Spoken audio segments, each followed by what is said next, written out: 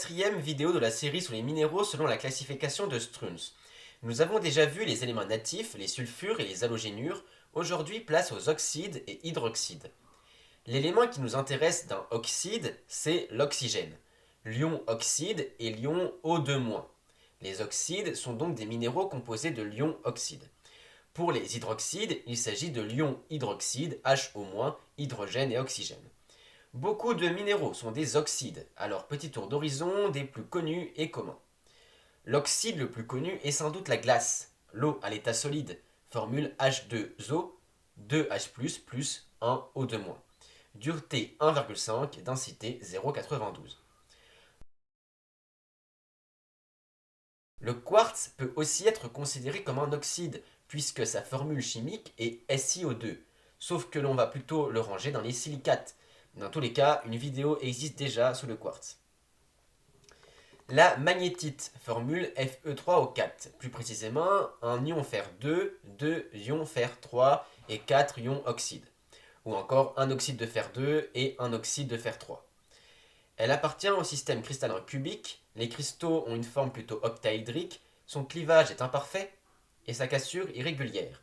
Elle est de couleur noire, son éclat est métallique à mat, elle est opaque, son trait est noir, sa dureté est de 5,5 et sa densité de 5,2.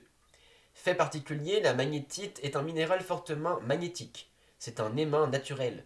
C'est un minéral accessoire de nombreuses roches magmatiques et métamorphiques présents par exemple dans le basalte. C'est l'un des principaux minerais de fer. Bref, magnétite, minéraux octaédriques, noirs, magnétiques. L'hématite, formule Fe2O3, c'est un oxyde de fer 3, elle appartient au système cristallin rhomboédrique.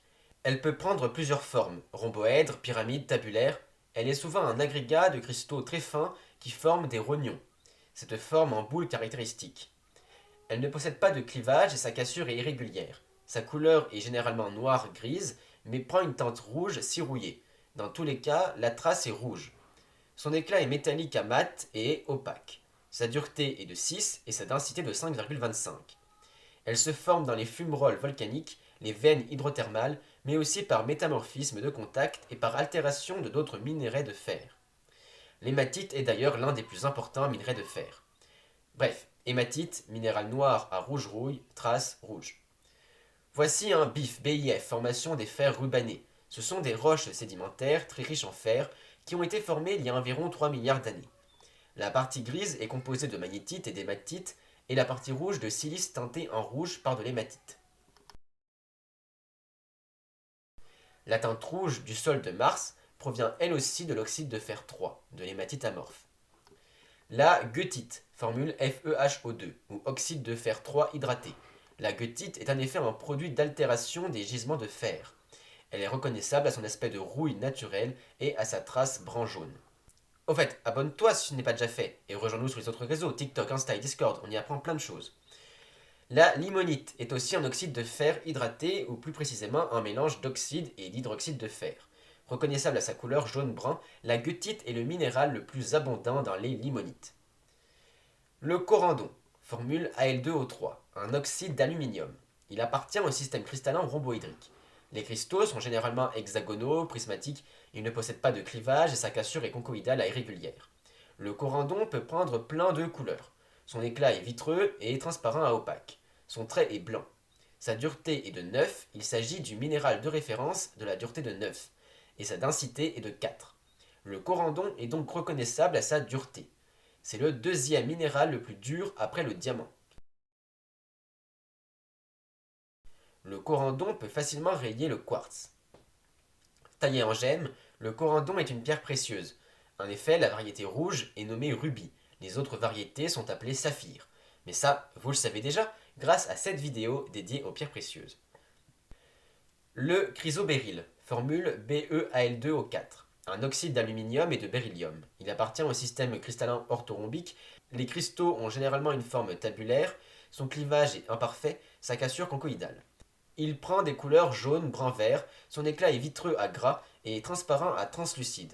Sa dureté est de 8,5, donc très dure là aussi, et sa densité de 3,7.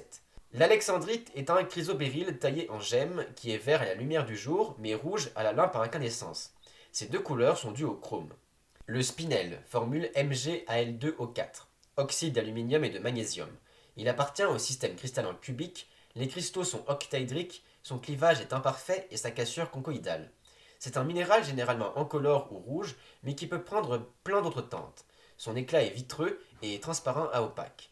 Sa dureté est de 8 et sa densité de 3,6. Elle est reconnaissable à sa forme octaédrique. C'est un minéral accessoire des basaltes et péridotites, mais peut aussi être présent dans d'autres roches comme les calcaires métamorphiques.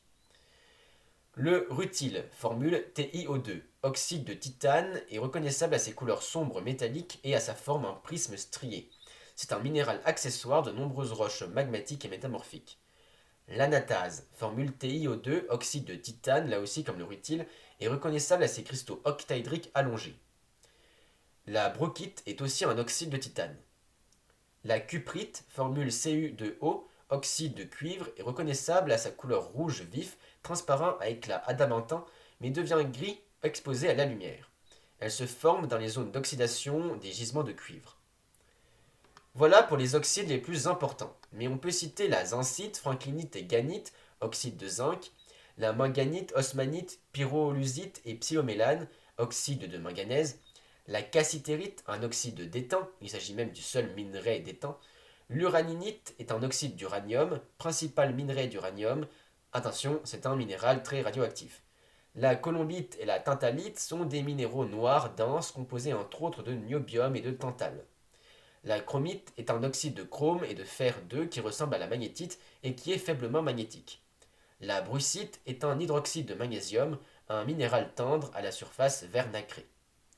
À retenir, les oxydes sont des minéraux composés d'oxygène et de d'autres éléments chimiques. Cela peut être des oxydes de fer, comme la magnétite, l'hématite, la goethite, des oxydes d'aluminium, comme le corindon, le chrysobéryl, avec du beryllium, et le spinel, avec du magnésium, oxydes de titane, comme le rutile et l'anatase, ou encore oxydes de cuivre, manganèse, zinc, étain, uranium, etc., etc.